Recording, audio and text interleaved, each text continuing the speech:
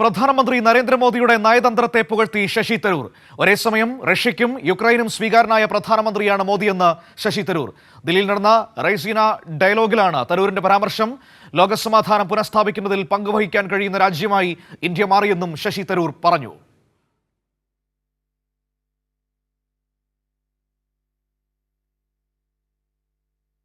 Policy has meant that India has actually a prime minister who can hug both the president of Ukraine and the president of Moscow 2 weeks apart and be accepted in both places. And therefore, India is in a position where it can make a difference to a lasting peace if it was so required in ways that very few countries would be able to. The fact that there would presumably be some very serious international backing for an international peacekeeping venture. I mean, all of those things have to be borne in mind before you answer the question that you just asked, Yella. As an Indian government, a person making such a decision. Abdul Rasheed ദില്ലിയിൽ നിന്ന് വാർത്തയുടെ വിവരങ്ങളുമായി ചേരുകയാണ്. അബ്ദുൾ റഷീദ്, ഇതാ കോൺഗ്രസിനെ വീണ്ടും പ്രതിസന്ധിയിലാക്കുകയാണ് ശശി തരൂർ. പ്രധാനമന്ത്രിയെ പുകഴ്ത്തിക്കൊണ്ട് ശശി തരൂർ സംസാരിച്ചിരിക്കുന്നു. കോൺഗ്രസ് നേതൃത്വം ഇതിനോട് ഏതെങ്കിലും തരത്തിൽ പ്രതികരിച്ച് കണ്ടിട്ടുണ്ടോ? എന്താണ് ഈ പ്രസ്താവനയിലൂടെ തരൂർ പറഞ്ഞു വെക്കുന്നത്?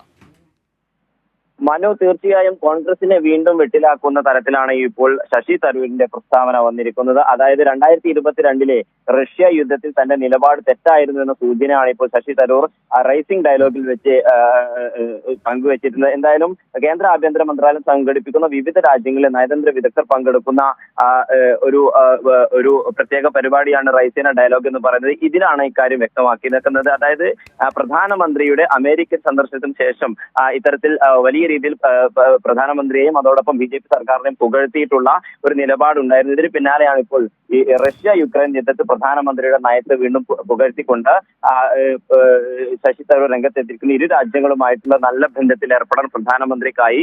അതേസമയം റഷ്യക്കെതിരെ നേരത്തെ എടുത്തിട്ടുള്ള തന്റെ നിലപാട് തെറ്റായിരുന്നു എന്ന ഒരു കാര്യം കൂടി ഇപ്പോൾ ശശി തരൂർ വ്യക്തമാക്കുന്നുണ്ട്. എന്തായാലും തന്റെ നിലപാട് തെറ്റായി പോയെന്നും അതിൽ താൻ ഇപ്പോൾ ഖേദിക്കുന്നു എന്ന തരത്തിലുള്ള ഒരു നിലപാടാണ് ഇപ്പോൾ ശശി തരൂർ വ്യക്തമാക്കിയിരിക്കുന്നത്. എന്തായാലും വിദേശകാര്യ സ്റ്റാൻഡിംഗ് കമ്മിറ്റി ഉൾപ്പെട്ടിട്ടുള്ള ഇത്തരത്തിൽ മോദിയെ പുകഴ്ത്തിക്കൊണ്ട് ഇത്തരത്തിൽ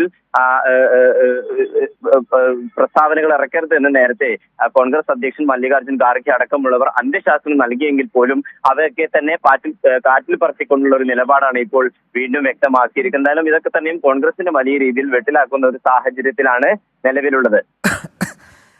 ഇവിടെ ഈ വിഷയത്തോട് എങ്ങനെ സമീപിക്കാനാണ് കോൺഗ്രസിന്റെ ഒരു നീക്കം? കാരണം അങ്ങനെ കാര്യമായ പ്രതികരണങ്ങളൊന്നും വന്ന് കണ്ടില്ല. കേരളത്തിൽ നിന്ന് പ്രതിപക്ഷ നേതാവ് എന്റെ വിഷയം ശ്രദ്ധയിൽപ്പെട്ടിട്ടില്ല, പഠിച്ചതിന് ശേഷം പറയാമെന്നൊക്കെ പറയുന്നതാണ് കേട്ടത്. അതായത് കരുതലോടെ സമീപിക്കാനാണോ കോൺഗ്രസ് നേതൃത്വം ആലോചിക്കുന്നത് ഈ വിഷയത്തെ?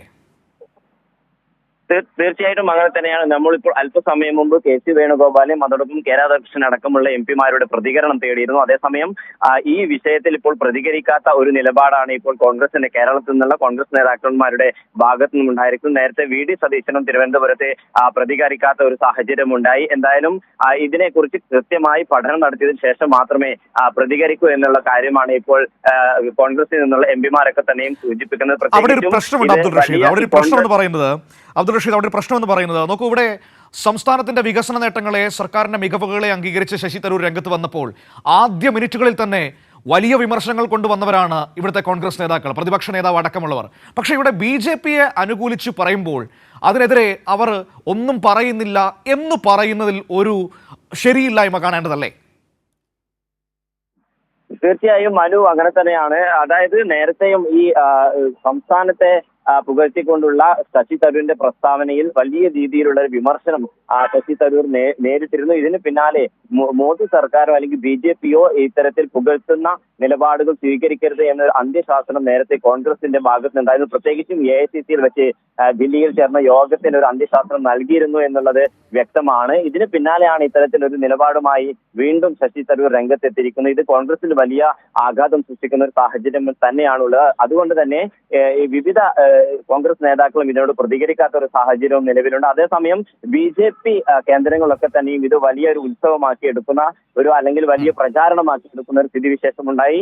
കെ സുരേന്ദ്രൻ അടക്കമുള്ളവർ ഇതുമായി ബന്ധപ്പെട്ട ട്വീറ്റുകളൊക്കെ തന്നെയും നൽകിയിട്ടുണ്ട്. അതായത് കേന്ദ്രത്തിന്റെയും BJPയുടെയും നയങ്ങളെ ശശി തരൂർ തിരിച്ചറിഞ്ഞും അതിൽ അഭിനന്ദനം കൊള്ളിക്കുന്ന രീതിയിലുള്ള ട്വീറ്റുകളാണ് ഇപ്പോൾ നേരത്തെ കെ സുരേന്ദ്രൻ അടക്കമുള്ളവർ പങ്കുവച്ചിരിക്കുന്നത്. അതോടൊപ്പം BJP കേന്ദ്രങ്ങളൊക്കെ തന്നെയും ഇത് വലിയ പ്രചാരണ വിഷയമാക്കി എടുക്കുന്ന ഒരു സാഹചര്യം കൂടിയുണ്ട്. എന്തായാലും ഈ റഷ്യൻ യുക്രൈൻ ബന്ധത്തിൽ ഇന്ത്യയുടെ നിലപാട് അത് നേരത്തെ ഉണ്ടായിരുന്ന തന്റെ നിലപാട് അത് തെറ്റായിരുന്നു. ഇപ്പോൾ മോദിയുടെ നിലപാട് തന്നെയാണ് ശരി എന്ന രീതിയിൽ അതിനെ പ്രശംസിക്കുകയും ചെയ്യുന്ന ഒരു നിലപാടിലാണ് ഇപ്പോൾ ശശി തരൂർ ഉള്ളത്. എന്തായാലും ഈ ശശി തരൂരിന്റെ ഈ വിവാദ പ്രസ്താവന വീണ്ടും കോൺഗ്രസിൽ വലിയ രീതിയിലുള്ള ആഘാതം സൃഷ്ടിക്കുക തന്നെയാണ് ചെയ്യുന്നത്. മനു, ഒരുപക്ഷെ പരസ്യ പ്രതികരണങ്ങളില്ല എങ്കിൽ പോലും പാർട്ടിക്കുള്ളിൽ, കോൺഗ്രസിനുള്ളിൽ ഇത് വലിയ തോതിൽ ചർച്ചയാകുന്നുണ്ടോ?